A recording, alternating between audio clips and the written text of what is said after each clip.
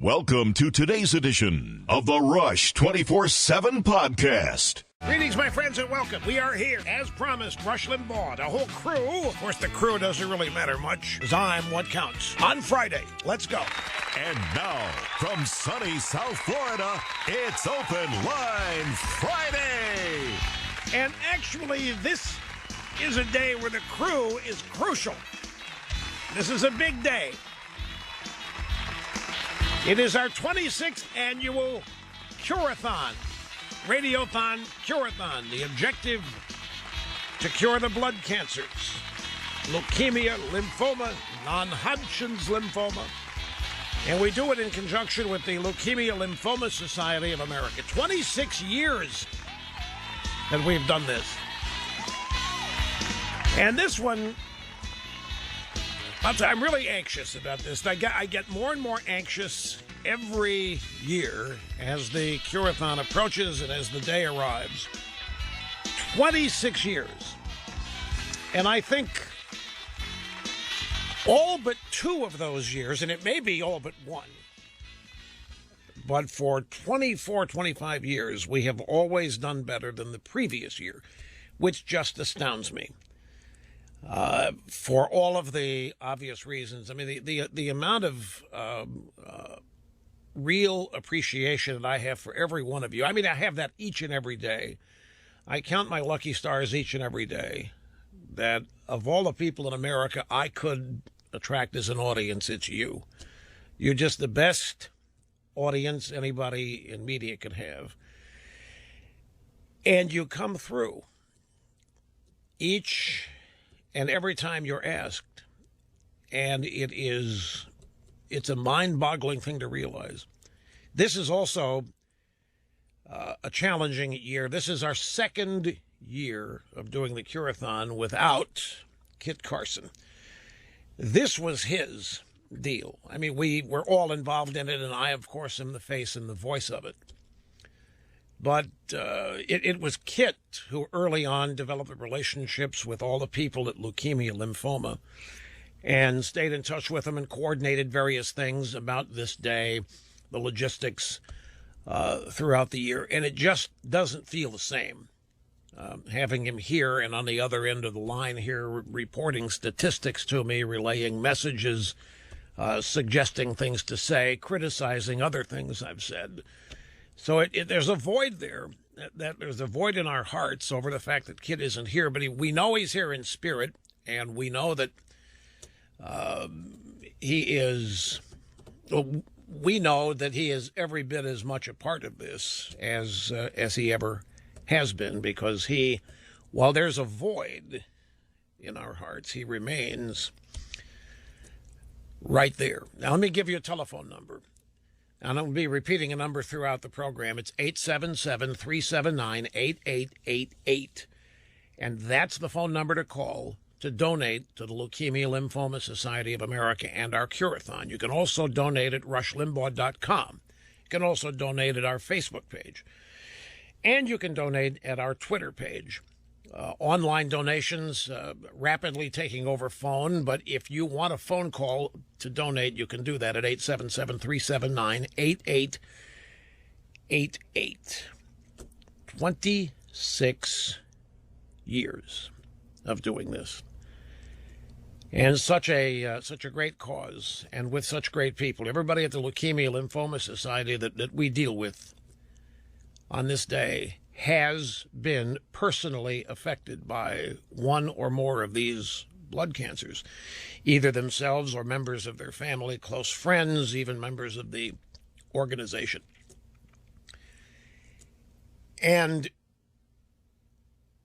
one thing we do here that makes it even more astounding to me is that we don't devote the whole show to it. We continue to do the regular radio program. We will talk about Bill Clinton and Sister Soldier, too. This is actually profound, what is happening on the Democrat side with Bill Clinton on this, because I need to give you the history of this. I need to tell you why this is even going. This is directly traceable to the Clinton administration. What is happening, and the problems that Bill Clinton finds himself in are problems that were demanded he fix by Congressional Black Caucus and other African-American community groups way, way back in the 90s. This is why we had 100,000 new cops. This is why we had the vaunted Clinton crime bill.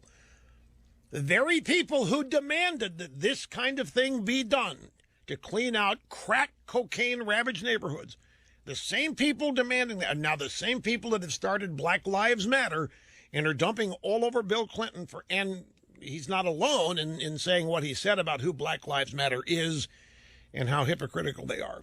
We've got news on the Republican and Democrat campaign fronts, as always. So it is really sobering. You stop to think we do the regular radio program, combine the Radiothon as part of it. Most people that engage in this would broom the regular radio programming format for the whole day, and they would just go wall to wall with the Curathon. You people are so fabulous, it's not necessary.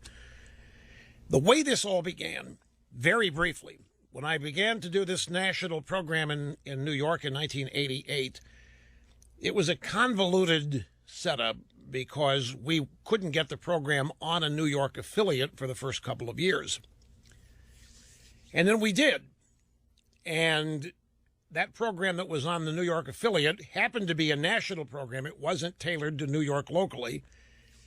And so back in the early days of this, the entire unit of ABC owned and operated radio stations broomed an entire broadcast day, 7 or 8 radio stations, coast to coast, and they went from sunup to sundown, nothing but the Curathon. Every one of the radio stations broomed all normal programming, and there was my 3 hours right in the middle of it in New York. So the station management at WABC and the executives from Leukemia, Lymphoma came to me and said, hey, we know that we can't tell you not to do your show today. If we give you a phone number, would you mention it a couple of times? I said, sure, I'd be happy to. Absolutely. So I did. The first year, we mentioned the phone number 2 or 3 times, mentioned what was going on, raising money to cure the blood cancers. And the short version of the story is that it didn't take long for everybody to realize that, well, I don't know how to say this.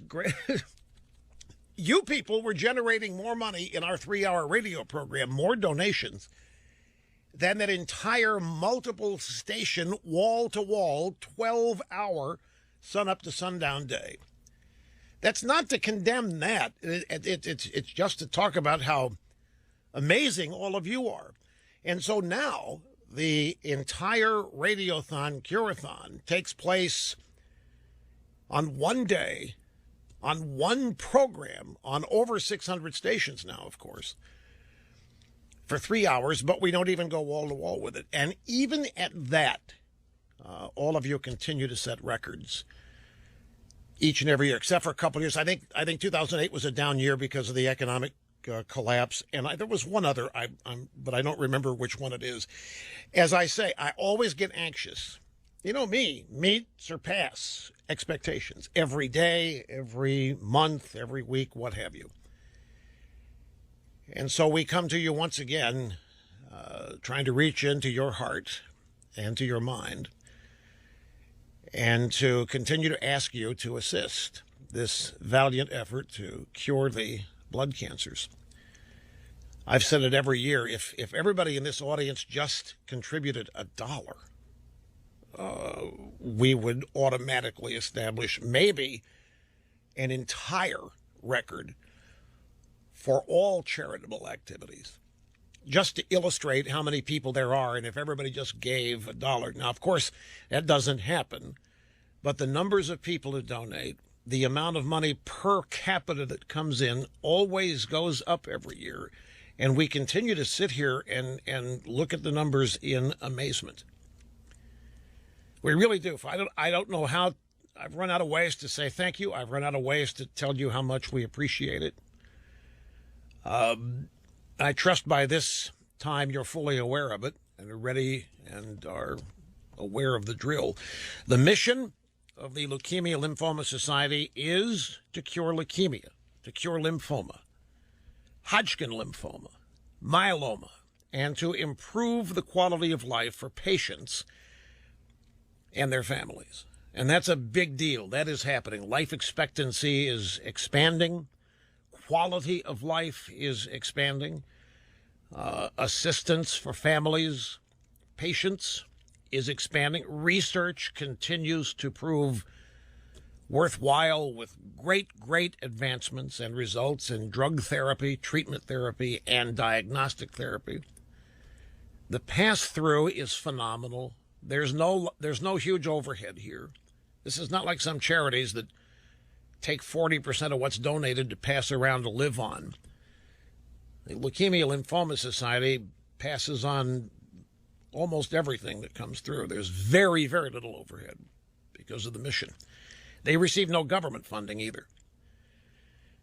Leukemia Lymphoma Society, no government funding. They rely on the generosity of individuals, the generosity of foundations, corporate contributions to advance their mission. And then there's the patient services programs designed to guide patients on the difficult cancer journey and offers free of charge a variety of programs, including disease information, financial aid, family support groups, and referral to other local community resources. That Information Resource Center, by the way, stands out among health organizations and call centers. It began in 1987. The Information Resource Center has helped more than 1 million callers. It's staffed with master's-level healthcare professionals and expanded its hours from 9 a.m. to 9 p.m. I know what happens. Seems like every week in just consuming news, you learn of somebody that everybody knows, a celebrity, a personality, somebody in a group that everybody thinks is invincible. All of a sudden, you learn that somebody has died that you didn't even know was ill. Or you learn that somebody has contracted one of the blood cancers, and you can't believe it. You're astounded. Maybe at age 65, the numbers of children affected by this disease are also astounding. But then you don't even need that. There's the personal diagnosis. There's many of you in this audience have faced that news. Many of you have experienced symptoms. You're not feeling well. You have no idea what it is. There are no outward symptoms. You just know things aren't right. You go for a checkup. You can tell by the look on the doctor's face that this is not just an everyday average malady. People are facing the terrible news of this diagnosis daily. I'm sure many of you in this audience have. It's especially difficult when you find out one of your children has been diagnosed. It wrenches you apart. It tears at your gut. You wonder how you're going to get through. You wonder how you're going to pay for it. You wonder how in the world it happened. You wonder why it happened.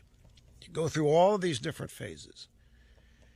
And then reality hits and you have to deal with it.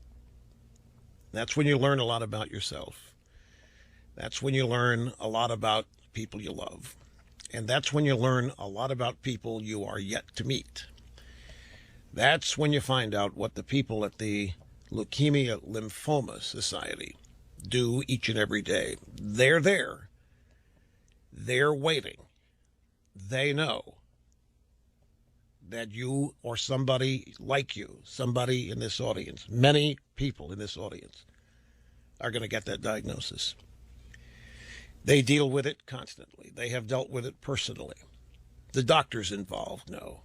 The support staff know. It is a devastating bit of news to pass on to people. But we're all adults, and it is what it is, and you have to face it. Then when you learn how life expectancy has been improved and expanded, when they sit you down and they tell you that you or your wife, your spouse, your child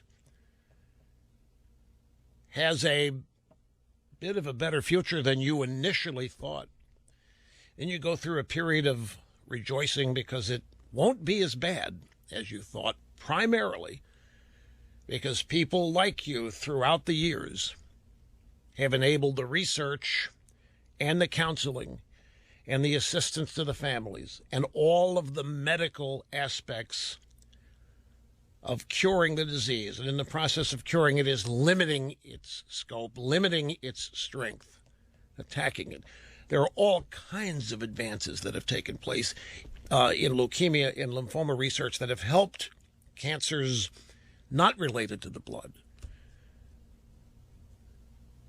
And so every dime that comes in, every dollar that comes in ends up being worth it.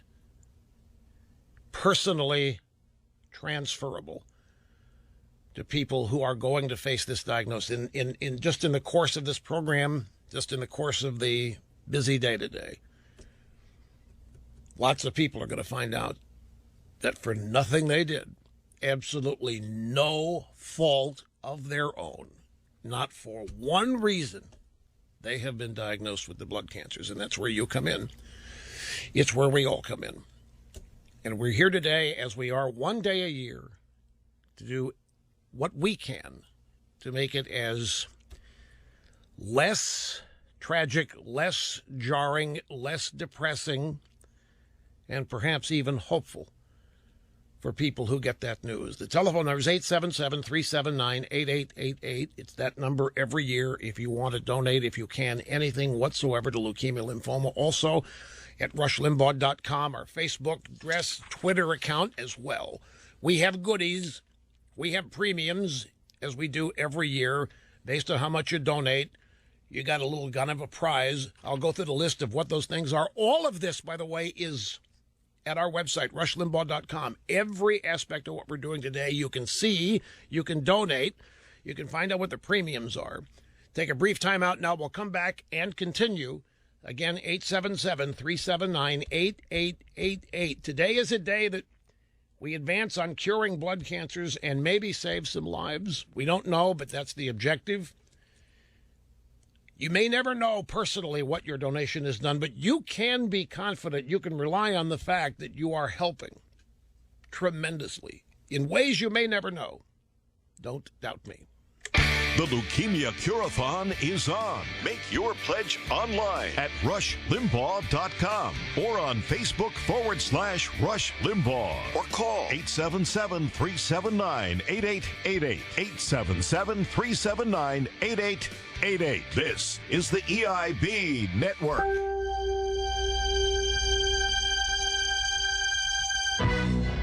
You wouldn't believe this. So somebody said, wait a minute, you always donate, and you didn't say you're going to donate. Are you not donating? Of course I'm donating. Folks, I never ask people to do something that I wouldn't do. I couldn't do that. These guys that do these radiothons or TV telethons or whatever, and you always wonder, how much are you giving there, Monty, old buddy, old pal? Well, I'm donating my time. Well, that's not going to get it done. Your time is not going to help anybody. So I always, my problem is, if I tell you right now how much Catherine and I are going to donate, I'm afraid some of you might say, well, then we don't need to give anything ourselves. So I'm going to hold off for a little while in announcing my own personal contribution, which I do each and every year. But folks, we have collectively raised, I forget the number now, some total, but it's I think it was like $33 million last year. 3 hours a day, once a year. It's just astounding. And when we come back from the break, I'm going to have just a brief explanation of the premiums, the little prizes that you get this year for certain levels of donation. But it is our annual Curathon, trying to cure the blood cancers. 877-379-8888. If you want to use the phone, you can donate also at rushlimbaugh.com. And Open Line Friday, also part of the day. We'll be right back. So I just checked the email, and there's a couple in there say, hey, Rush, you shouldn't expect to raise more money this year. There's no way you can raise more money this year because look at how many people are not listening to you anymore. Look at all the people that said they're not going to listen to you anymore because of the Trump and the Cruz thing. And I said, that's a good point. There's a lot of people out there that were listening last year that claim they're gone. They're not going to be here this year. So I could rely on that if I wanted to as an excuse. But see, I don't believe it. Let me tell you something else we don't do. One of the things I learned about the Jerry Lewis muscular dystrophy television, everybody's so much more worldly than I am. I actually believe for all those years that they did everything during that 24-hour telecast. I thought the fundraising began when they went on the air. I was stunned when I found out that they were raising money all year. I literally was, and I was in my adulthood when I figured this out. That's how naive I was and how susceptible I am to media packaging and PR. I had no idea that they're working year-round to raise money and that they've pretty much got everything they're going to get when they go on the air. That the actual telethon, and this is not to focus on muscular dystrophy, I just things that I learn about things and how we don't do it that way here. This is it. We do not work here, not on this program, Leukemia, Lymphoma does. But we're not out there raising money all year long, and whatever we raise, add it to what we generate today and come up with this massive total. Whatever we get in these 3 hours. And that's it. And that's why you all are so amazing. You wouldn't believe the amount of money you come up with every year. It's really sobering, folks, and it's humbling to me that you do. And so everything is done differently here from the way conventional wisdom, standard operating procedure for this kind of enterprise takes place. There's nothing that goes on other than what happens in these 3 hours. And like last year, by the way, here's a list I promised you, the list of the premiums that we have for certain levels of donations. $75 to $99, you get a T-shirt. It's athletic gray T-shirt this year, big black EIB logo on it, one size fits all. If you donate between $100 and $384, you get a T-shirt and an EIB hat to go along with it. It's the athletic gray shirt, black hat, gray and white EIB logo, one size fits all. Now, the hat is decorated with the official EIB signature and 2016 logo in contrasting embroidery, and it's also one size fits all. And if you donate $385 or more, then you are entitled to the polo shirt and the EIB hat. It's a gray polo shirt this year. Black EIB logo. The hat is black with gray and white logo. And the shirts come in all sizes. And the EIB hat is a one-size-fits-all. All of this is at rushlimbaugh.com. I don't want to spend a lot of time mentioning the premiums, but they're there, and you can find out all about them in great detail, and even see them at rushlimbaugh.com. Now, let's get started with some of the news. One of the big things on the Republican side is that Trump has canceled trips to Colorado, the state convention of Colorado, and a trip to California in order to stay in New York and campaign. And you can imagine what the Cruz camp and the media are doing with that. And, of course, the anti-Trumpers that you find throughout the Republican and conservative movement. They're giddy. They're happy. They think it means that Trump knows he's bombing out in New York. They think it means that Trump knows he may not even get to 50%. If he doesn't get to 50%, and if he doesn't sweep the districts in New York, then he doesn't get the lion's share of the delegates, and he needs them all. If he's to have any hope of getting at 1237 before the convention, he needs them all.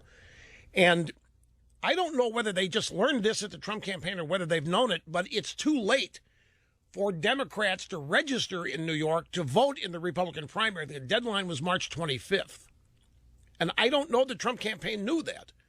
They might have. I don't know how many campaign offices the Trump campaign had open, but it is being speculated that that kind of ground game, political insider apparatus is something Trump doesn't do, hasn't done, just recently hired a guy. Looks like they're acing out this Lewandowski guy.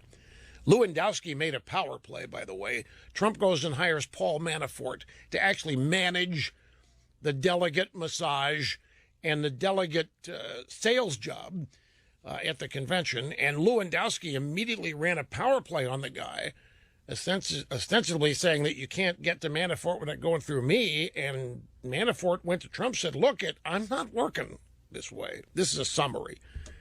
And it looks like this new guy, Manafort, won the power struggle because he maintained his position and Lewandowski has been edged out, which also makes the anti-Trumpers and never-Trumpers happy because they hate this guy. Lewandowski's the guy, of course, that accused of roughing up the info babe, Michelle Fields.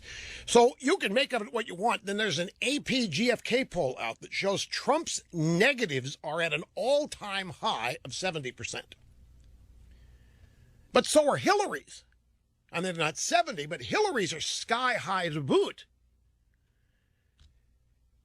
So it's not a singularly comforting fact for people that Trump's are so high. But it is curious he's canceling California and the Colorado Republican convention. There's some delegate massage that can go on there that they've decided to stay in New York. Well, hey, if they know they've got to win big in order to try to get 1237, that is the immediate task in hand. And so it could also be a decision to stick with their strengths. But, of course, the anti-Trumpsters are going to look at this and say, that means they're falling apart.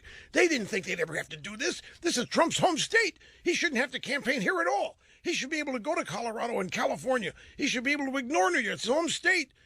But he has to stay here. Well, not necessarily. We'll find out in due course. Paul Ryan continues to say, no way, and is producing an ad now. I told you yesterday, if you want to find out what's really going on, keep a sharp eye on the media. Start seeing stories that, personality profiles of Ryan, what a great guy Ryan is, stuff on the family, how hard he's worked. You say, why am I? He's the Speaker of the House. We're not electing speakers of the House. If you start seeing things like that, it could be an indication that they are making a move or planning on a move at a contested convention. On the Democrat side, I thought it was only the Trump rallies that had protesters. But it turns out Bill Clinton is drawing protesters. He's out there stumping for Hillary. You know, people starting to ask with some of the stuff Clinton is saying. They really are. I mean, Salon.com is demanding that Hillary fire him. They say, we know that she can't divorce him, but she should fire him. Why can't she divorce him? Why can't she? I ask it rhetorically. She's stuck with the guy, and the things he's doing are making people think that he doesn't want her to win. That's how sabotaging in nature they are. Now, the mainstream media are doing their best to ignore the protesters when they're protesting Democrats, but they're having a field day covering Bill's supposed backlash against those Black Lives Matter protesters in Philadelphia. He's essentially saying to them what I told you Ray Lewis has gotten in trouble for. You know, Ray Lewis has produced a video on Facebook that so far has 2 million viewers. And it's grown since then. And the point that he's making, well, Black Lives Matter, but you don't talk about black-on-black crime. And there's a lot of black lives that are being lost here due to black crime, black-on-black. Would those lives not matter? And all hell's breaking loose on that. Clinton was giving a speech to a crowd of Hillary supporters. He was interrupted by Black Lives Matter protesters. And he responded to them by saying, you're defending the people who killed the lives you say matter. Tell the truth. I mean, it's a violation of every politically correct tenet about Black Lives Matter. You know, Bernie Sanders did it too, and they walked up, stormed the stage at one of his appearances, and literally took his microphone, so he changed his tune on it. And now there's the hubbub over this is big, and it's fascinating to watch, and it's the kind of thing you usually don't see publicly when it goes on the Democrat side. But I want to tell you why this is all going on. This is all going, you have to go back to the 1990s to get to the root of this. And I, ladies and gentlemen, was there. We had a number of things from the Clinton administration back in the 90s. We had midnight basketball. We had the vaunted crime bill. We had 100,000 new cops. Now, people might remember that, but they don't remember why. Well, I'll tell you why. There was an endemic, a pandemic of crack cocaine sweeping through minority neighborhoods in this country, and it was ravaging them. It was ravaging them even more ravaged than they already were. And it was black community leaders, such as the guys in the congressional black Caucasians, in other words, demanding that Clinton do something about it. We've got to stop this. This crack cocaine epidemic is wiping out our neighborhoods. And so Clinton responded. 100,000 new cops, crime bill, severe new sentencing guidelines for people caught selling and using the stuff. And it's all come back to bite them. Because that is, the Black Lives Matter is essentially an outgrowth of that movement back then.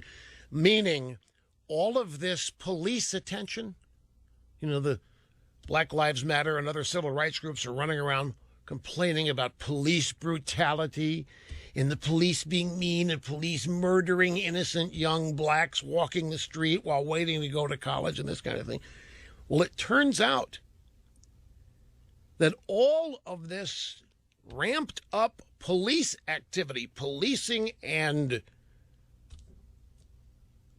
strident activity to wipe out this scourge of crack cocaine and others was started by the Democrats. That's why Clinton's getting mad at him.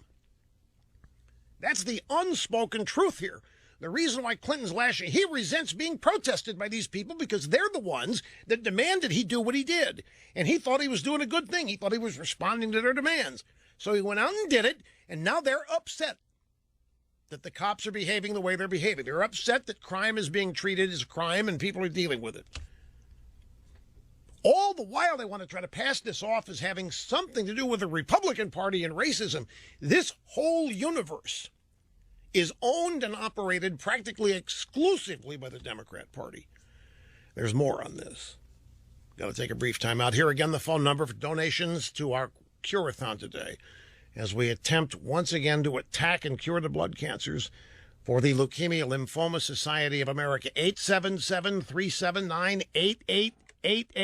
The Leukemia Curathon is on. Make your pledge online at rushlimbaugh.com or on Facebook /Rush Limbaugh or call 877-379-8888. 877-379-8888. This is the EIB Network.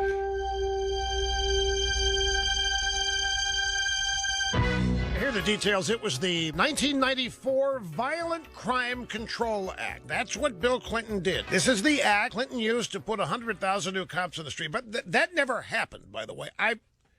We've reviewed this before. The 100,000 cops program was a PR program. There were some new cops. And what happened was a local community, the federal government would pay the full salary for, say, 5 new cops for the first year. Then the next year, you local community had to come up with 25% of the salary. And after 3 or 4 years, you'd have to pay the entire salary, whatever new cops. So it was a scam that Clinton ran for great PR. But the reason this happened was that African-American community leaders were beseeching him to do something because this crack, cocaine and other drugs too, but it was primarily crack, were out of control. These minority neighborhoods were already being ravaged just with the cultural decay that was occurring in the country. And you put this on top of it. I mean, the dealers were giving it away, selling it for very little, getting people hooked. And that's all it took. And so 100,000 come midnight basketball. I mean, it's all kinds of things that Clinton initiated here at the behest of the very people who are out there protesting him now. And all of this, the renewed interest in crime in African-American neighborhoods, poor neighborhoods, minority neighborhoods, not just African-American, the renewed interest traces all the way back to the 1994 Violent Crime Act. It was the largest crime bill in the history of the country, 356 pages, $9.7 billion in funding for prisons. The Democrats did this, folks. There was $6.1 billion in funding for prevention programs, and that's where midnight basketball was. The Democrats demanded all this, and they did it. And so Black Lives Matter are out there running like this is a Republican problem, because the Republicans are the racists and the bigots, and it's not that at all. And it's all coming home to roost. And Clinton doesn't like it. He doesn't like these people showing up and heckling him because he knows. And that's why he's reacting the way he is. Meanwhile, Hillary's biting her nails because she doesn't like any of this either, because they're trying to pass this off as a Republican-related problem. It's fascinating to see. And we're not going to let go of this because it's funny, but it's also very crucially important. This Black Lives Matter movement is part of the left wing that is distorting cultural situations in this country and affixing blame to people that have no blame whatsoever with the decay. They're actually out there denying that there's even any black-on-black crime, which means you can't admit that Chicago exists. So we've got more on it, and we will stay up to speed. And once again, folks, I don't know how to say. I just got a report on the activity in our Curathon for this hour. I'm reluctant to pass on good news because I'm afraid that it might cause people, oh, wow, man, we don't have to do as much. We're up over 200% from last year in the first hour. Up over 200%. It's all on you. You all are just the absolute best audience in media. And we have 2 more hours of this. I'm so proud. I'm really honored to host a program with and I know you. I know who you are without seeing you. I know who you are. And I treasure the fact that you're there. Leukemia, Lymphoma, 877-379-8888. We will be back after this. The center of the radio universe. Rush on the EIB network.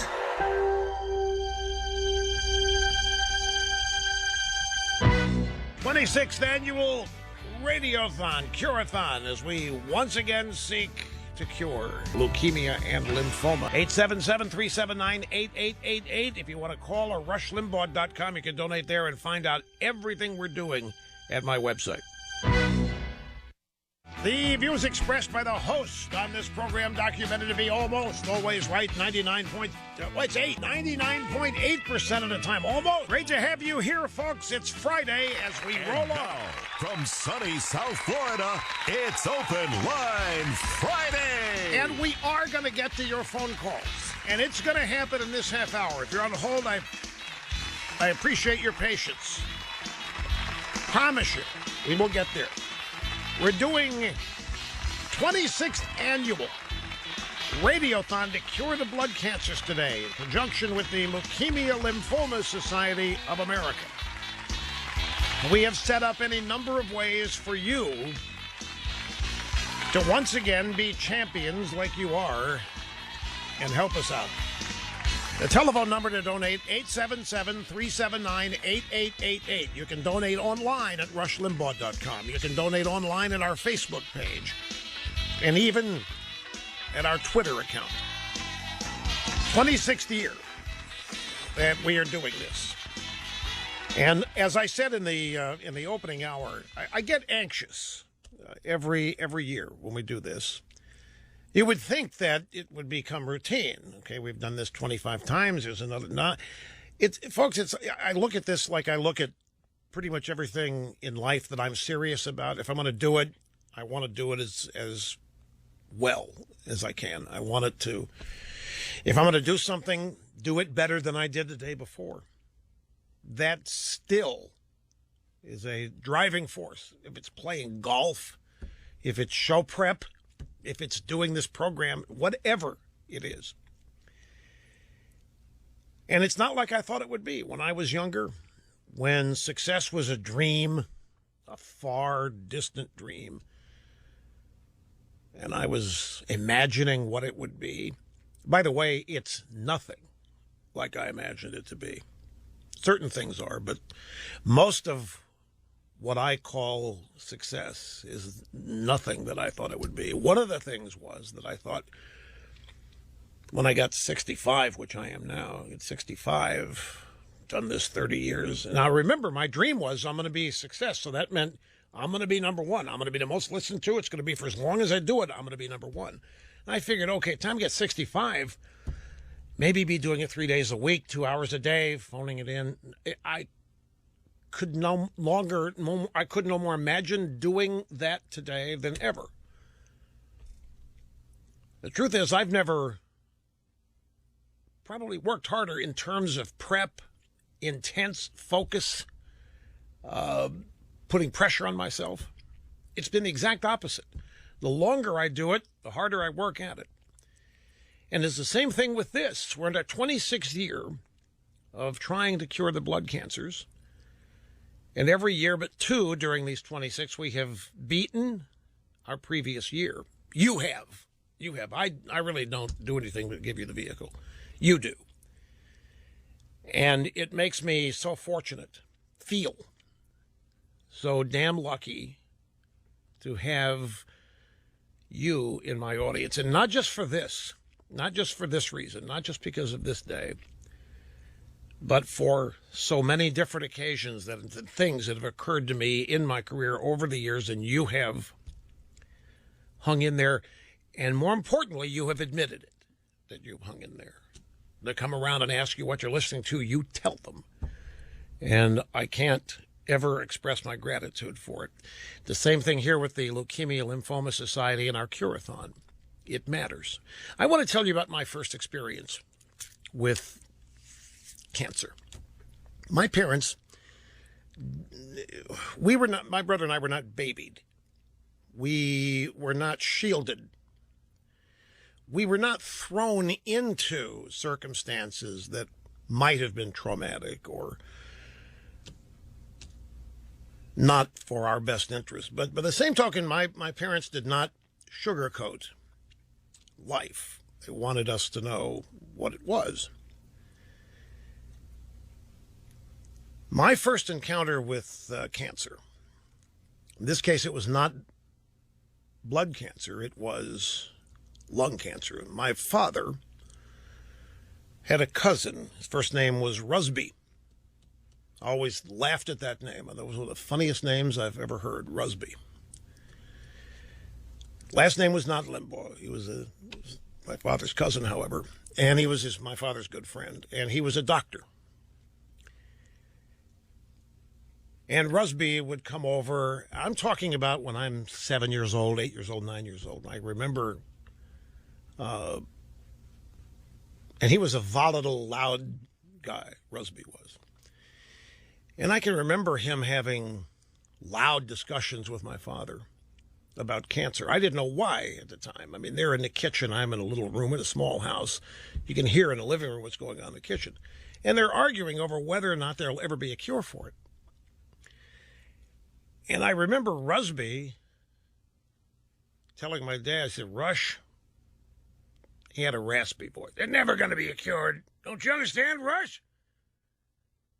His theory was that there would never be a cure for cancer because we would never, as human beings, be able to unlock the secret of life. Meaning, no way would human beings ever be able to create life from scratch. And until such time as we could, we're never going to cure cancer. His belief, we said, what is cancer, Rush? He says, the out-of-control growth of life. It's the out-of-control growth of cells. We can't stop it. We can't cause it. We can't stop it. And this was his belief. And then one day my dad told me that Rusby wanted to give us a dog. I said, really? We had a dog. We had a little dachshund, but this was going to be our dog, my brother's, and it was going to be our dog. He said, yeah, Rusby is dying. And it hit me like, well, I don't know, the last thing in the world an 8-year-old expects to hear. And he wants you to have one of his dogs. Rusby was a hunter, and he raised basset hounds. So my dad put us in the car. I must be 10, 11 years old. We went out to Rusby's house. It was an old rustic house in the woods. And he was in full-blown lung cancer, suffering it, talking to my dad My dad would ask him questions about things in general, and Rusby would say, "What does it matter, Rush? I'm dying. Can't you see, Rush? I'm dying." And they would cough up and spit something into a cup. I'm 10 years old. I'm not, this is shocking. It's scary. It's any number of things. But it was real. Rusby was young. He was in his 40s. Maybe late 40s. Anyway, he took us out, and he'd picked out this basset hound of his that actually had a show named Jason of Somerset. And basset hounds are the funniest looking hounds. They look sad and depressed, and they're low to the ground. Jason was an adult, so we gave us Jason. We took Jason home. Jason became the star of the house. But I never forgot that day when Jason was given to us. Jason, we couldn't keep him in the yard. I mean, he dug under the fence. He'd get out. My mother got some red boots for all 4 feet for Jason for when it snowed, so that he wouldn't slip slide down the front hill in the front yard. And he'd get out, and we'd get a phone call from the gas station 3 miles from home saying, "Your dog's here." What? We look around. We couldn't find you. How in the world did the dog get out 3 miles? It happened 2 or 3 times. I get a call from the grocery store, the furniture store. "Hey, Jason's here. You want us to bring him to you, or can you come get him?" So my mom would put us in the car, and we'd go get him. He never once got hit by a car. But Jason died of cancer. He had this huge, ugly tumor right before I left for Pittsburgh when I was 20. So we had Jason a lot of years. In fact, Jason had to put him to sleep after I'd left home. But look, the point of this is, at age 10, I hear 2 adults arguing about possibility cancer never being cured and why. It sounded like a good reason to me. I mean, basing it on belief in God, secret of life, made sense to me. My dad disagreed strenuously. I've ever since then, every cancer researcher I have ever run into, I have run that theory by them. That's how profound Rusby's theory was to me as a 10-year-old. I can't tell you the number of cancer researchers I've asked. And they all disagree. They all think they're going to get a cure. They're interested in the theory. You know, science has a wall, not much of it, between religious belief and science, because they need to be as pure in their investigation research as they can be. And so they all stop. Some of them consider it, some have flat out reject it. But they all claim there's going to be a cure. Someday we're going to find a way to cure it. Don't know how, don't know when, but we're all working on it. I've never met one that didn't feel positively about prospect of curing cancer. I have since encountered, obviously, many more people who have come down with cancer. Close, distant. I'm now 65, and anybody in my family or anybody close to me that is my age, whenever, I just have to tell you, whenever they're feeling bad, and it's such that they need to go to the doctor, that's the first thing you think. Is it cancer? Is it, what kind? Some of you are at the age where you can't sleep at night because you think that phone call at 2 a.m. is going to be about your parents.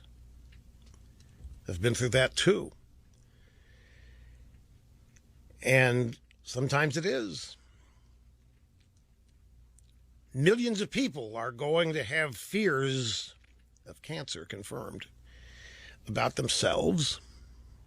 It's really bad when it's your child. It's really, really bad. You have a bouncing baby that's growing up and enjoying life. You can just tell that your little baby just actively loves being alive. And one day something's not right. You try to stay positive, but you have to go to the pediatrician anyway. And in the back of everybody's mind is the prayer, the hope that it's not any kind of cancer or other deadly disease. But for many people, folks, that's exactly what they hear. They hear it about their infants. They hear it about single-age kids, teenage kids, about themselves. And it's one of the scariest things you can ever hear. Even when it is not you. When it's somebody you love, you wish it were you.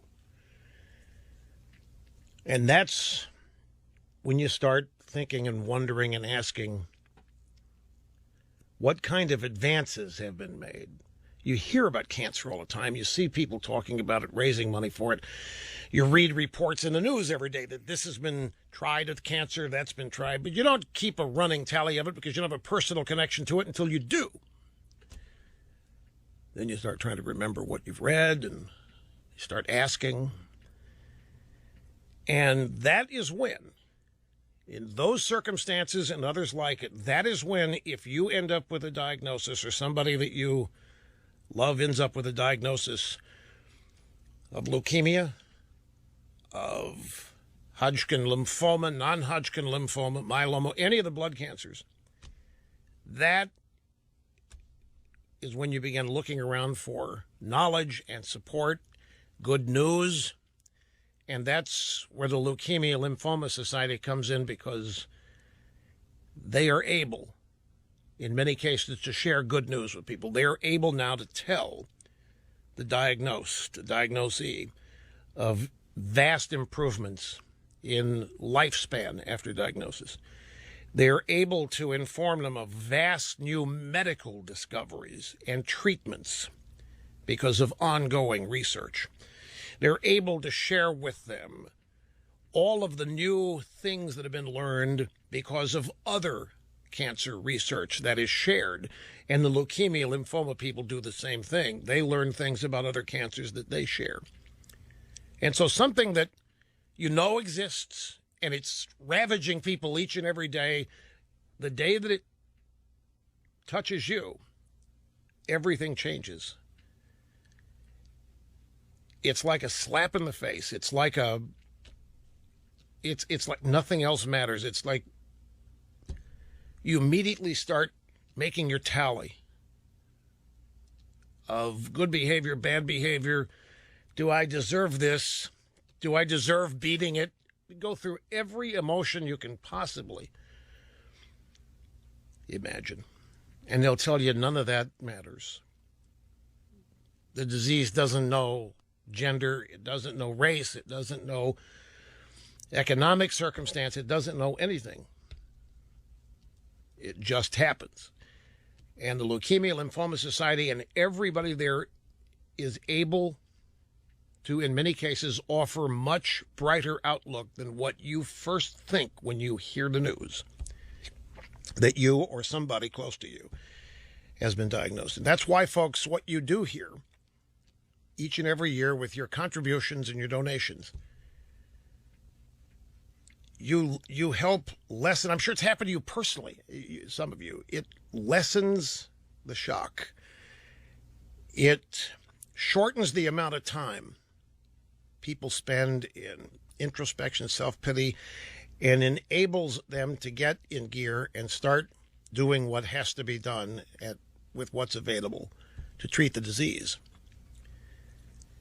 And along the way, you'll meet people that have something to do with the Leukemia Lymphoma Society. You'll meet doctors and researchers and so forth, and you'll be thankful that if somebody you know or yourself, if this had to happen, you've got some of the best support staff, some of the best researchers, some of the best medical people in the world actually working for you and have been long before you knew them.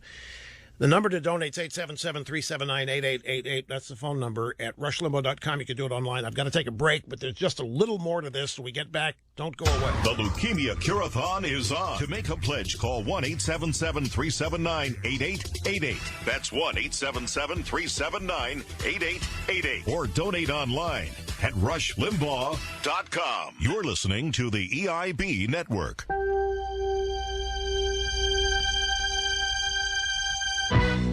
Okay, I'm going to tell you now. Usually do this in the first hour. I never ask people to do something that I wouldn't do, such as I'm not going to sit here and ask you to send money, donate, whatever, and have people say, what about you? Well, I'm donating my time. Don't you realize what I'm doing? That, to me, is one of the phoniest, flimsiest excuses. So I always try to increase what we donate each year. So I'll go ahead and say this year, Catherine and I are going to make our own contribution of. I'm gonna withhold the amount until as we get near the end of the program. But I'm not trying to tease anybody. I'm not trying to tease anybody. How big a deal is it? How much? That's not a tease. It's not a tease. All right, I'll do that. It's 50,000 more than we did last year. How about that? We're adding to what we donated last year by $50,000. 877-379-8888 or rushlimbaugh.com or our Facebook account or the Twitter account. And again, at rushlimbaugh.com, you can see the various premiums there are for various levels of giving at rushlimbaugh.com. When we get back, we're going to the phones. Promised you, and it's going to happen. Okay, we go to the phones. Open line Friday. We combine everything here. We do our Curathon, and we do the regular Open Line Friday radio program all at the same time. Again, 877-379-8888 to get hold of the Leukemia Lymphoma Society and help out. Here is Eric in Columbus, Georgia. You're first today. It's really great to have you with us. Hi. Russ, it is a privilege to talk to you, and I want to tell you how much I appreciate what you do with the Leukemia Society. My son was diagnosed at 6 with leukemia. He relapsed with lymphoma tumors. We utilize benefits from the society for gas money to get him to his treatment. And I want to let you know that this past Monday was his birthday. He's 34 now. No kidding. I was hoping I was going to hear something like that. I had no idea where you were going with this. That's fabulous. Yep. So I just wanted to pass along. Hopefully it'll help to bring more money into the coffers today. Well, I appreciate that. I really do, Eric. 30 years ago, I'm 35, and I don't think about things. When you're 35, you have different life experiences. You've yet to have a bunch of life experiences. There are, I've always, I've told you, I can't wait to get older. Every bit of evidence I saw, life got better as people got older, and it's certainly been true for me, and it still is. I have not yet reached the point where I worry about getting older, but there is a downside. And that is that a lot of your friends start getting sick. It's part of age. A lot of your friends aren't able to do things they used to be able to do with you. Something as simple as playing golf. And so everybody's perspective changes with new life experiences. And at age 35, I would have never stopped to think about somebody like you going to the doctor and hearing the diagnosis you heard. It would never have crossed my mind unless, of course, I had met somebody that had happened to. Now, it's something happens every day. You experience it, and it's devastating. It's just devastating. There's no more helpless feeling in the world. And no more start asking questions. Why? There aren't any answers to them. There's not an answer to a single question you ask.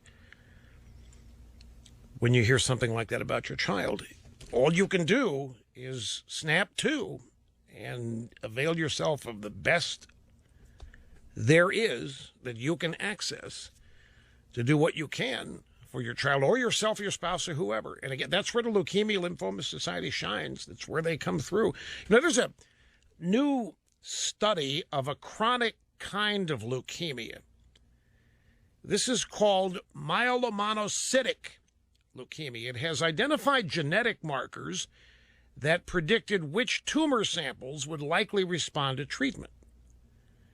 The Leukemia Lymphoma Society provided funding to this study, and it may result in findings that will show which patients could be spared lengthy courses of treatment because it's unlikely to work, and instead focus on other treatment, which saves money and saves time.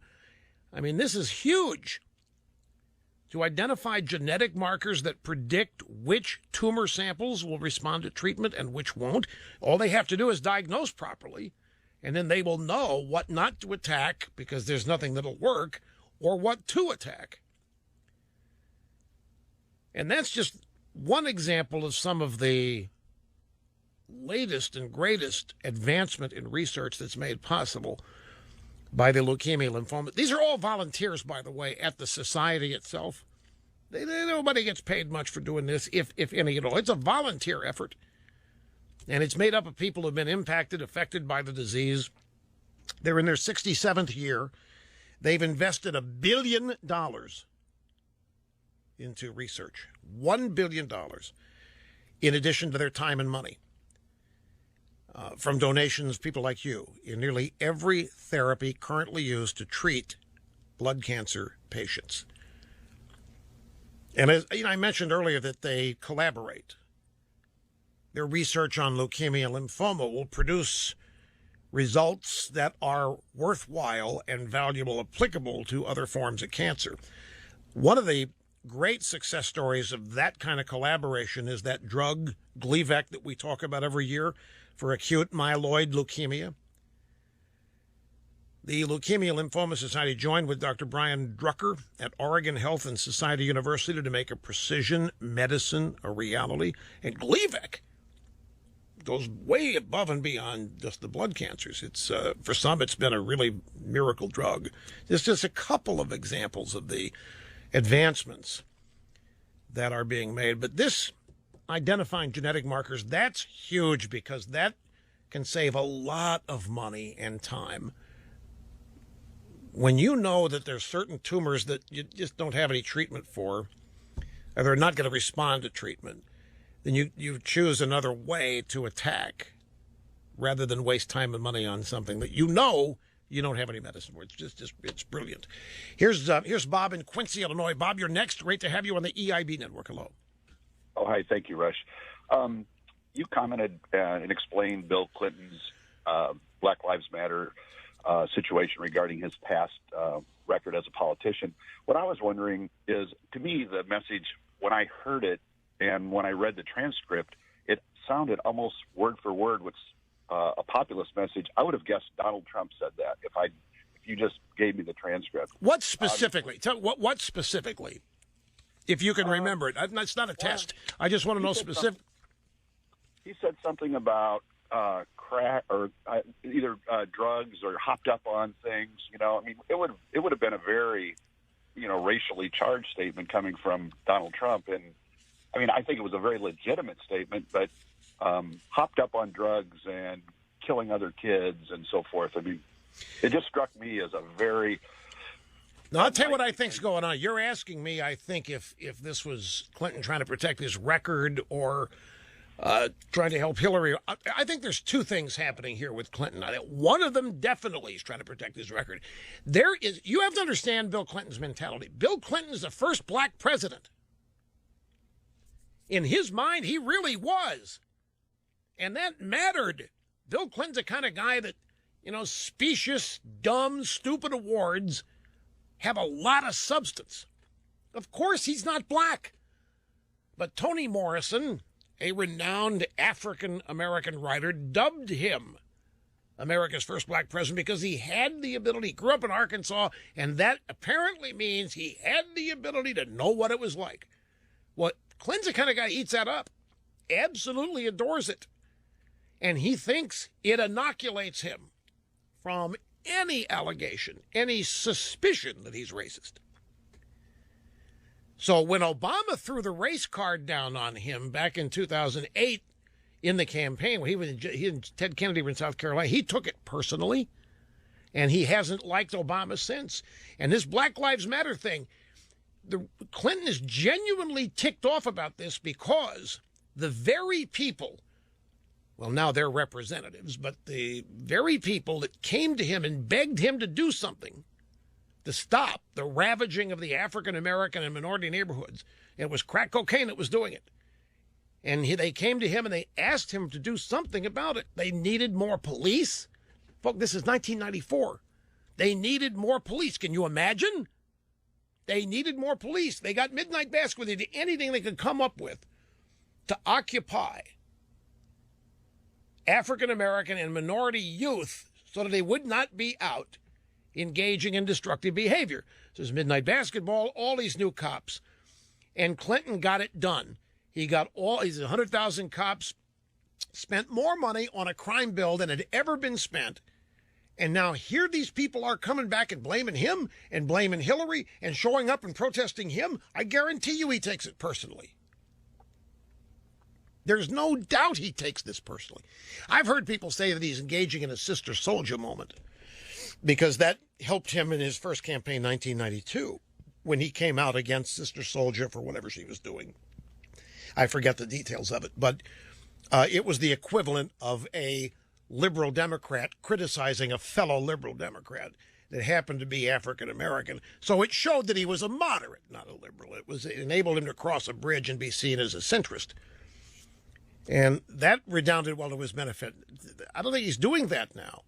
He's showing up.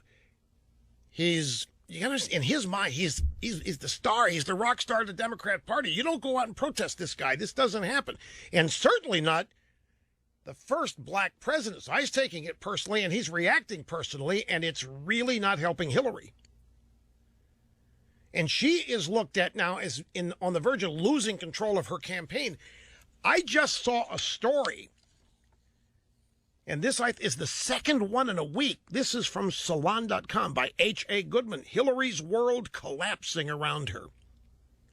Wisconsin, Bernie Sanders surge, the FBI probe poised to derail her White House bid. Clinton isn't only facing a possible indictment, but also Sanders and millions of voters are sick of status quo, meaning insider politics. Let me tell you something. Hillary Clinton, in certain left-wing publications, is getting just as negative press coverage in New York as Ted Cruz is. And there are people who can't believe this. 57% of voters in Wisconsin were female, and the women of Wisconsin abandoned Hillary. They voted Bernie. All these areas, African Americans, women, all these areas she's supposed to be cleaning up and have a lock on this, she does not have. Now you've got Clinton out there insulting Black Lives Matter when what Democrats are supposed to do is agree there is no black-on-black crime. The premise that they're supposed to operate under is the only reason young black kids are dying is because of racist cops. Black Lives Matter does not mean all lives matter. The only lives in question here are black, because white lives are not being snuffed out. And then you point out black-on-black crime like both Ray Lewis has done and Clinton has done. You've almost violated a fundamental religious tenet here. And so they're fit to be tied, and Clinton's fit to be tied. I don't think there's any game playing going on here. Some people think he may be purposely sabotaging Hillary. This is the age-old belief that he doesn't want her ever in the White House because he wants to be the only one in the family that's ever been president. Who knows? What we do know is that it's not Queen for a day out there, and it's not happy-go-lucky time. These are people ought to be sitting on top of the world, on the verge of securing the party nomination, realizing a lifelong dream of having a woman who doesn't know where she is half the time become president of the United States just because her last name's Clinton. She went to Wellesley, and she's a feminist, and that's the bit of the qualification. They're on the verge of it. Now they see it slipping away. They're going, oh, no! And the infighting has begun. And the insult is she's losing to a 74-year-old socialist who doesn't know what he doesn't know. So everybody's watching this with eagle eyes, as are we. 877-379-8888. Don't forget it. That's the number. To help cure the blood cancers, our one day a year that we focus attention on it, Leukemia-thon. Radiothon for the Leukemia Lymphoma Society of America, 877-379-8888. And we're back. The Leukemia Curathon is on. To make a pledge, call 1-877-379-8888. That's 1-877-379-8888. Or donate online at rushlimbaugh.com. You're listening to the EIB Network.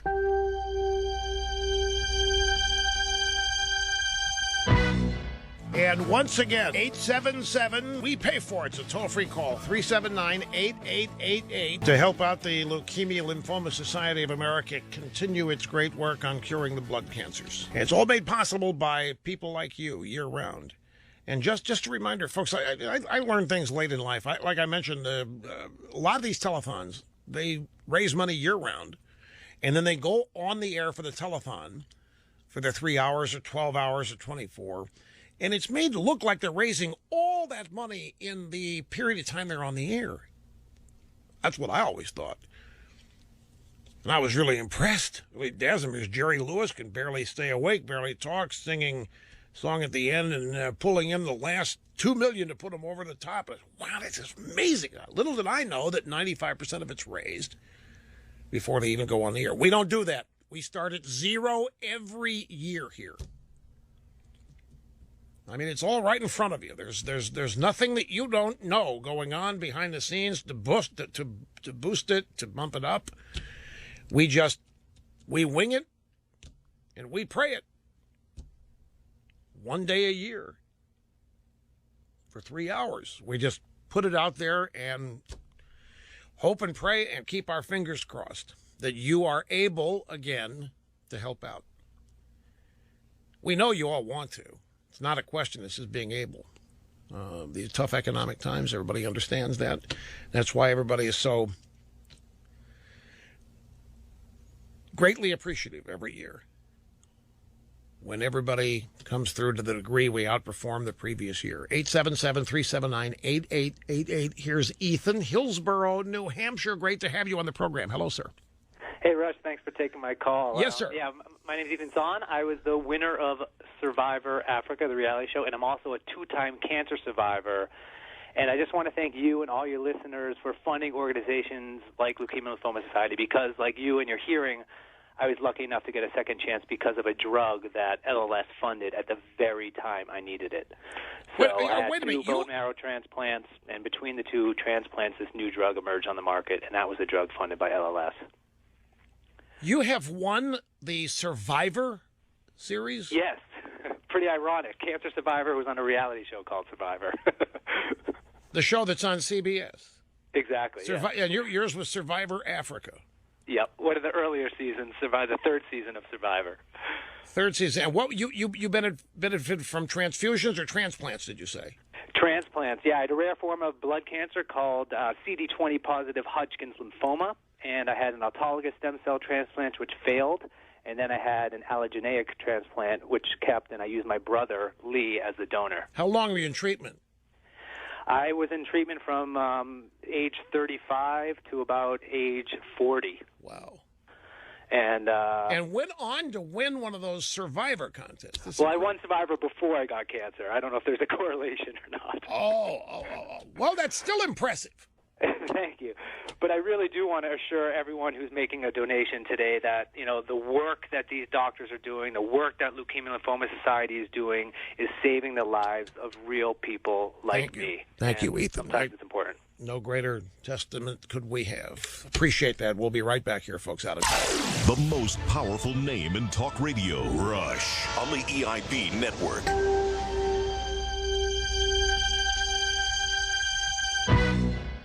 That was Ethan Zahn, Z-O-H-N, Survivor winner, who had also suffered a rare form of leukemia. Okay, folks, we have one big, exciting hour to go. And again, it's 877-379-8888. We be right back. Don't go away. Graham documented to be almost always right 99.8% of the time. CNN is reporting that the two men suspected of doing the attack in the Brussels airport have been captured alive. In Brussels, one of the men, Mohammed Abrini, thought to be the guy in a white coat and a blue hat that we've seen in that tape from the day of the attack. And one of these guys arrested had come to Europe via Greece, the Ellis Island of Europe now, and stayed in a refugee camp. It is Friday. And now, from sunny South Florida, did you hear it's that? Open Line Friday. Stayed in a refugee camp.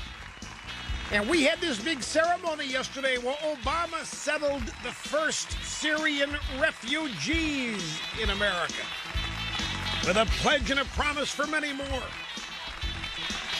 It's not good. It's great to have you here. Rush Limbaugh, serving humanity simply by showing up. It's Open Line Friday. It is also our annual Curathon, where we do what we can to cure the blood cancers, leukemia and lymphoma, non-Hodgkin's and Hodgkin's lymphoma, myeloma, all of them. The telephone number for you to contribute, 877-379-8888. You can also donate online very easily. It's set up at rushlimbaugh.com, at facebook.com/rushlimbaugh, and even on our Twitter page. If you would prefer to donate that way, you can. We've made it easy for you. We have a list of premiums that we are offering. They are pictured at rushlimbaugh.com. $75 to $99 a T-shirt, athletic gray T-shirt, EIB logo, one size fits all. We add a cap, an EIB cap to that for $100 to $384, one size fits all T-shirt. And the cap is good. I mean, it's the EIB signature logo 2016 on it. And $385 and up, a polo shirt that is sized. And we've gone gray. Gray color scheme this year. Black EIB logo. The hat is black with gray and white logo. The shirts come in all sizes on the polo.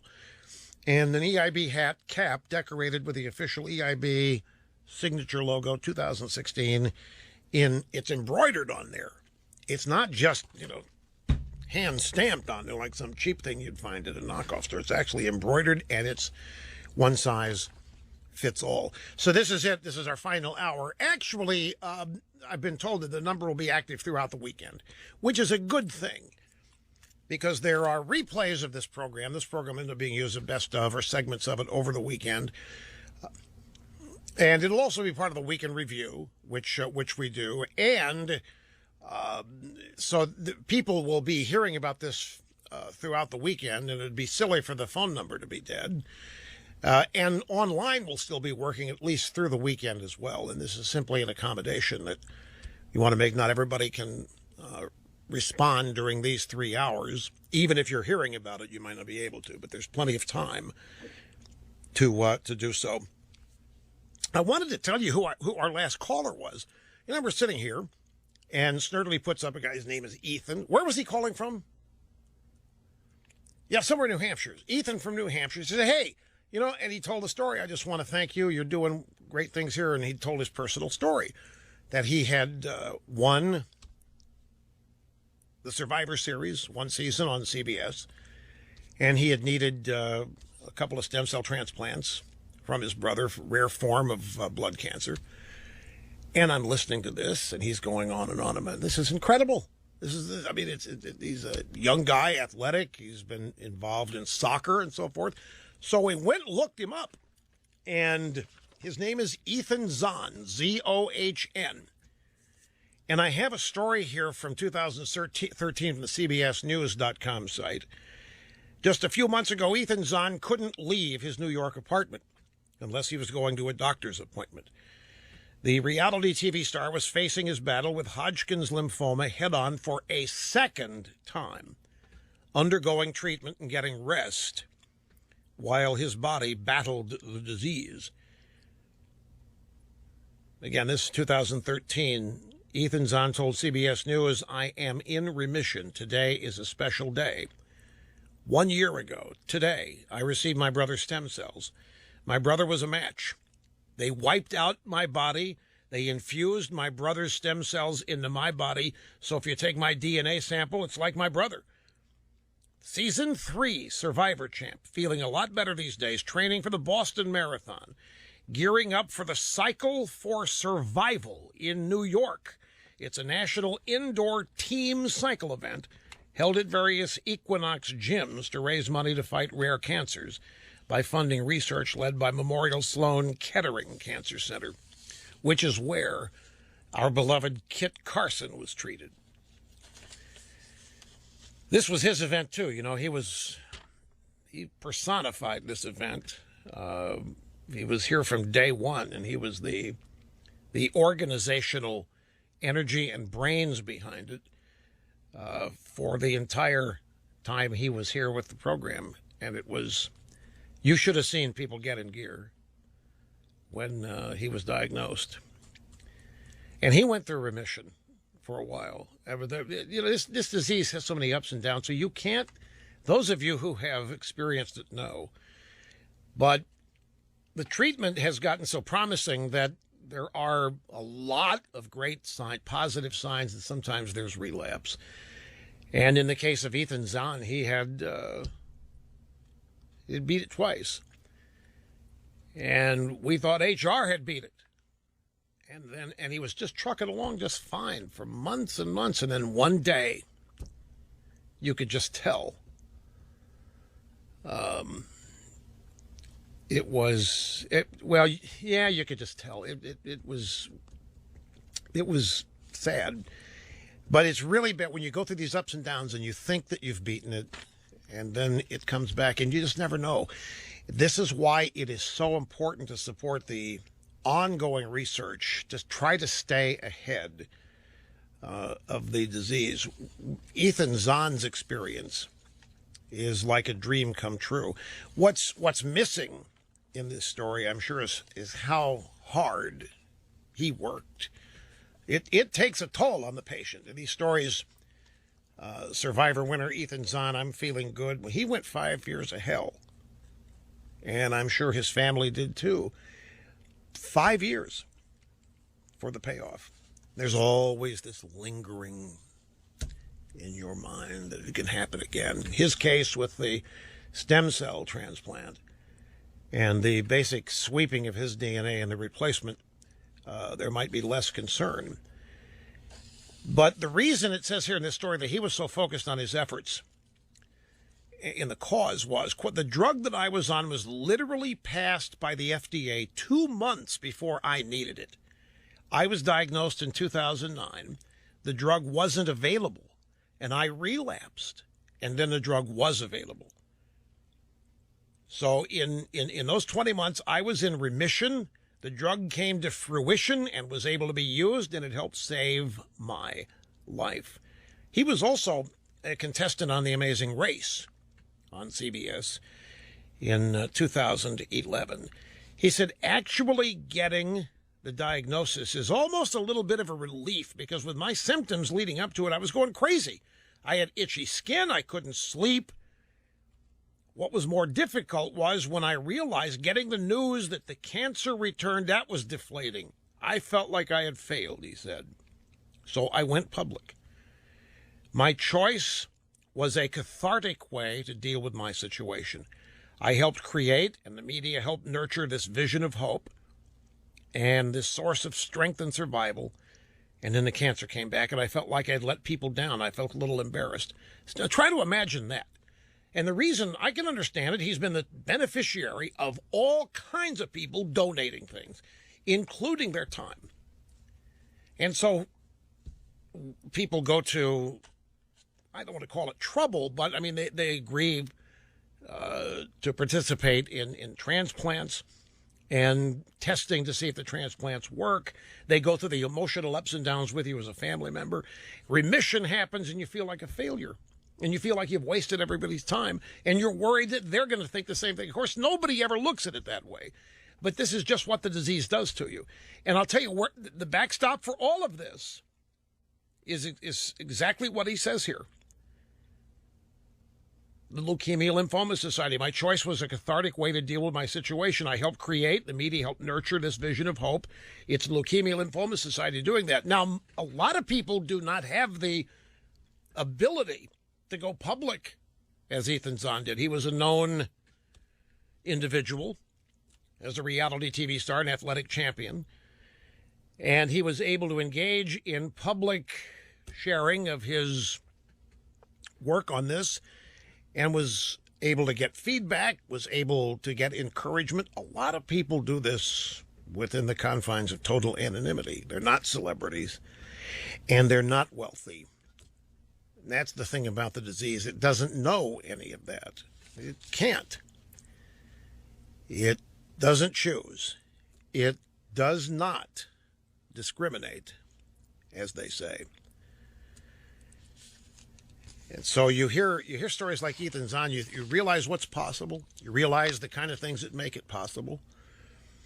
And you realize the joy and the happiness that awaits with success. And you know at the same time of the sadness when it doesn't. But just this idea that he felt guilty, like he had let people down,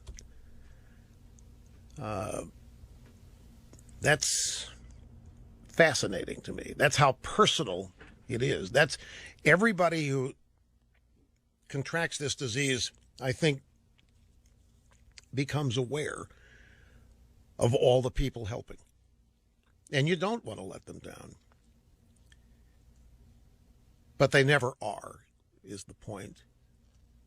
They're all just hoping everything turns out well for everybody. That's what this is ultimately all about. So this is our final hour, folks, to hit it intensely. It's 877-379-8888, and that number will be active for a while. And the website as well, rushlimbaugh.com, with details of all of the premiums we're giving away and all the other details involving advances that the Leukemia Lymphoma Society has made in research that we don't have time to get into great detail here. We touch on it, but it's all there at rushlimbaugh.com. We'll take a brief time out and come back and continue with Open Line Friday right after this. The Leukemia Curathon is on. Make your pledge online at rushlimbaugh.com or on Facebook/Rush Limbaugh, or call 877-379-8888. 877-379-8888. This is the EIB Network.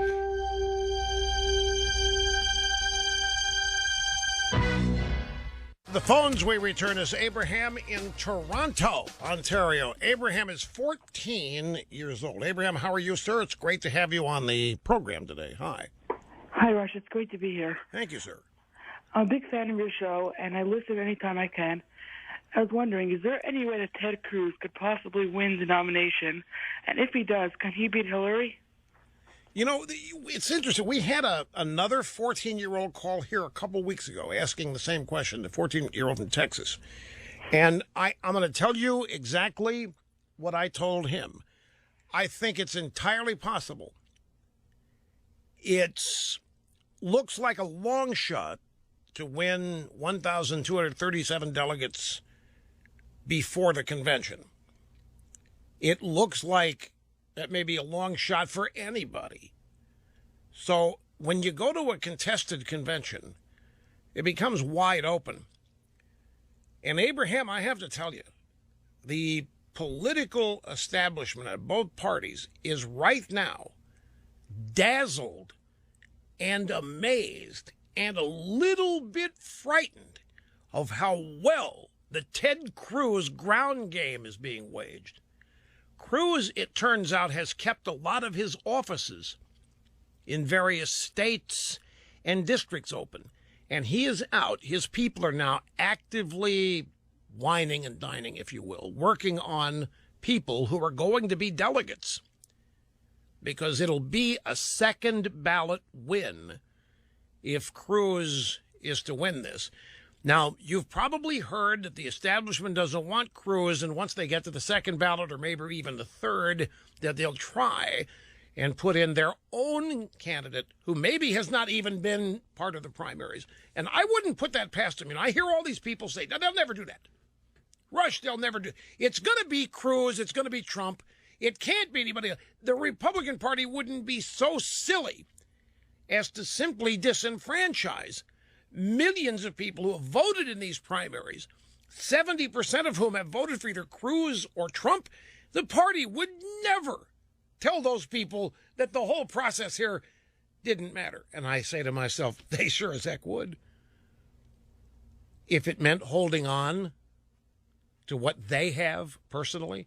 I mean, why wouldn't they? These are the people out there saying that they would vote Hillary before they would vote Trump, that they would vote Hillary before they would vote Cruz, because they're afraid either Trump or Cruz is going to blow up the existing order. And there are ways that can happen. We maybe next week should spend just a few minutes me explaining how that could happen.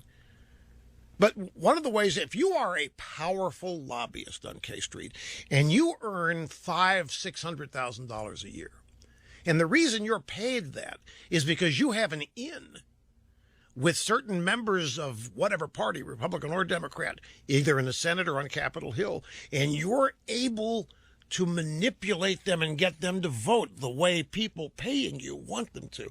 Well, if somebody is elected president whose purpose is to eliminate that kind of functioning, in other words, we're going to pass legislation, we're going to propose legislation based on principles and based on ideas. We're not going to propose legislation based on what my donors want. Well, that throws the whole donor structure in a set of panic. And it means that lobbyist making $500,000 or $600,000, if he can't find an inroad to whoever is close to President Trump or President Cruz, he might be thinking, I've lost my game, I've lost my power, I've lost my inside, I've lost my connections. And there's, I really don't want to lose those. And I'll hold on to those as long as the Republican Party stays as it is. Even if it loses, I'll still have my connections to people in the party. That's just one example. I think that's what Cruz and Trump are up against. I wouldn't for a minute I wouldn't buy for a minute this idea that Republicans, oh, no, Rush, they'd never put somebody in there. It hadn't been campaigning. There's no way to disenfranchise. But they haven't been listening to their voters since 2009. Why start now? That could be one cynical view. So, yes, Abraham, I think anything's possible still. I think as each day goes on and there are more surprises that occur as news is made, I think it is. Here's something to think about. What if there were a Trump-Cruz, shall we say, union? I know it doesn't look like it has any pus. I know. How do you get past the Lion Ted? Lion Ted! Lion Ted, he holds the Bible up, and what does he lie? I know. How do you get past that and all the other stuff? There was a line the other day that would set a Cruz-Trump ticket or some such thing would set some of the world or something on fire. And I'm not sure that they meant it positively. Would burn down, that both sides would try to burn down the other. I don't know. But it isn't over. It might be unbeatable when you combine the two voting blocks, if you could. But anyway, you just hang in there, Abraham, because yes, anything's still possible here with Trump and Cruz. And we got to go. We'll be right back. Rush Limbaugh. The saga continues. And welcome back. Having more fun than a human being should be allowed to have. The Rush Limbaugh program. Looks like we are on the way at a record-setting pace, and it's all due to you. Our Curathon for leukemia and lymphoma is underway. 877-379-8888 is the number to call, and you can also donate at rushlimbaugh.com. There's other things going on, too. There's so many things I don't have time to get into in detail here on air, but there's all kinds of additional things to learn about this at rushlimbaugh.com. For example, more than 16,000 U.S. employers have a matching gift program whereby they will match or maybe double even charitable donations made by their employees. You should look. Maybe your employer has such a program. And if so, you could consider having your donation to the Curathon matched at work. You probably know if your employer has such a program. But if you don't, it might be worth looking into. This past year, the Leukemia Lymphoma Society spent more than $50 million to help 44,000 patients afford their treatment. Now, this is another aspect that goes on. Not only is there, you've heard Ronald McDonald and the Fisher homes, Fisher houses for families of wounded military people at Walter Reed and so forth. The Leukemia Lymphoma Society does the same thing when they can. They help patients pay for their treatment. They help families deal with expenses when they can. It's not universal. There are requirements and guidelines. There have to be, because they can't help everybody. But the point is that this past year they have spent more than $50 million of the money donated to help 44,000 patients afford their treatment. This is called the Copay Assistance Program, and it offers financial support toward the cost of insurance copayments and even insurance premiums for prescription drugs. There are more than 60 Leukemia Lymphoma Society chapters that offer support and information for patients and their families. And I can't, again, emphasize to you how important that is. At the moment somebody hears that they or somebody in their family have one of these cancers, I know that millions of you have experienced this. There's nothing comparable to it. Many people think that they're being handed a death sentence. Such is the fear of cancer. And if it's not something you've experienced, consider yourself really, really fortunate. There's no more sobering thing you can hear. It changes the focus of your life and your reality instantly. Things that were of great importance become trivial when you hear that you have been diagnosed, or that your child has, or that your spouse. And in those moments, there aren't too many people in the world, there aren't too many people in the country who do not have financial panic when they hear of this diagnosis. There are very few people to whom the finances don't matter. You can count them on one hand, probably, percentage basis. That's one of the next thoughts you have. Oh my gosh, does my insurance cover it? And you'd probably think, no way, can't be. What am I going to do? Then you start worrying, my gosh, I can't be denied treatment because I can't afford it. That isn't fair. And it isn't. Well, that's where the Leukemia Lymphoma Society comes in. They are a group that does many things, including offer buck-up support, foundational support, sometimes financial. They're volunteers, and they've been there. They are steeped in the reality of circumstances. And so much is done with money donated to this society. The research, the $50 million to help 44,000 patients afford their treatment, other little incidentals that you would never hear about until you actually encounter the disease, and then you learn all the things that are done. Plus the moral support and the encouragement. They've all been there. They are around it every day. And that in and of itself is helpful as well. 877-379-8888. Now, I have withheld the amount of money that Catherine and I are donating this year because I don't want it to be misunderstood, and I don't want it to be a distraction. So I decided not to mention it in the first hour. But the point is, I never ask people to do something I don't do or wouldn't do in a circumstance like this.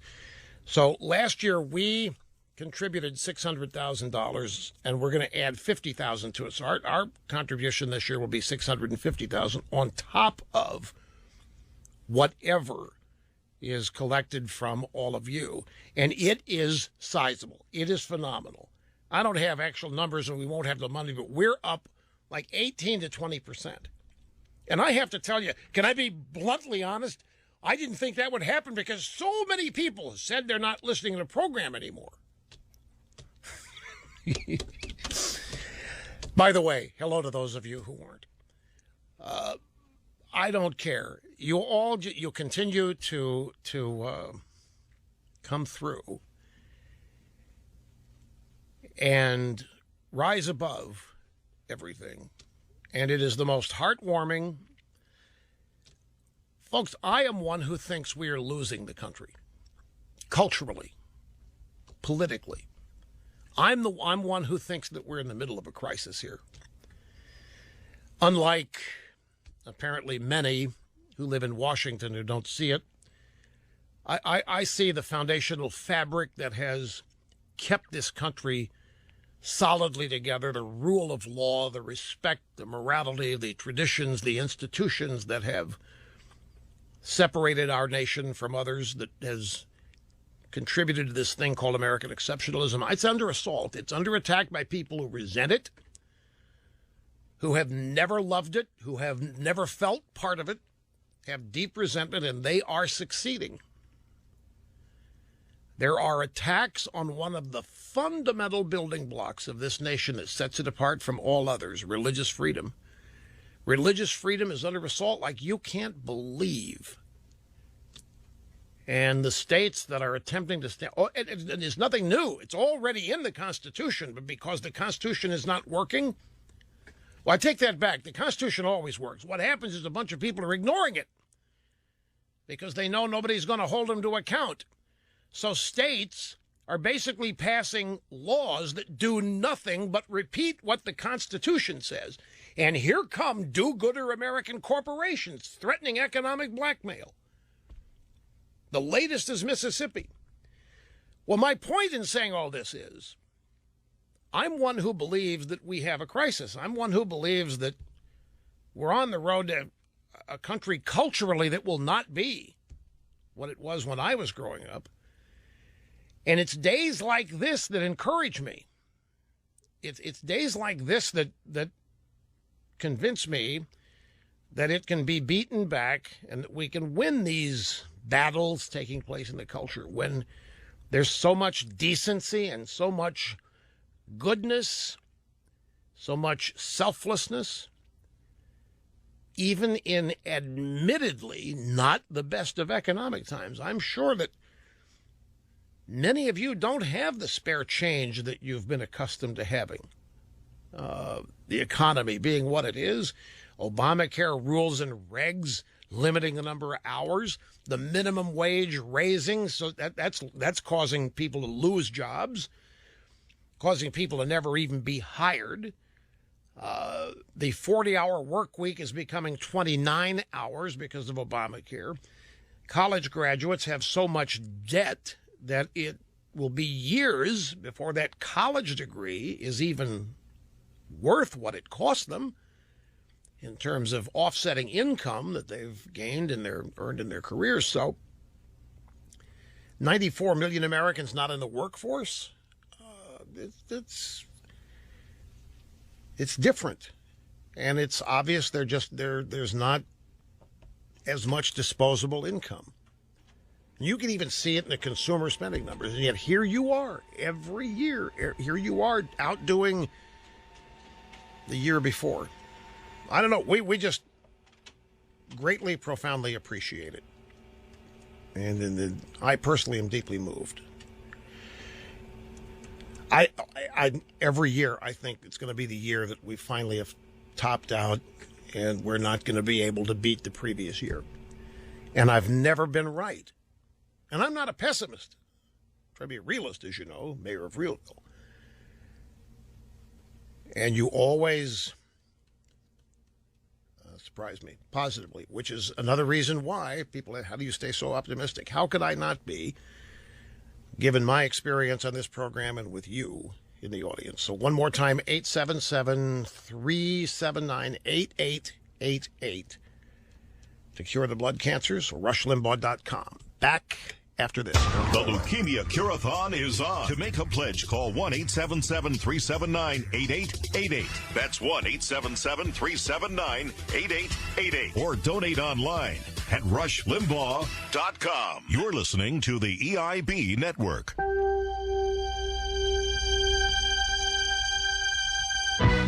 Folks, I hope you have a great weekend. And one more reminder, that phone number for leukemia and lymphoma open all weekend. Maybe even through Monday. Not sure how it works, but it's going to be close to that. It's 877-379-8888 or use rushlimbaugh.com.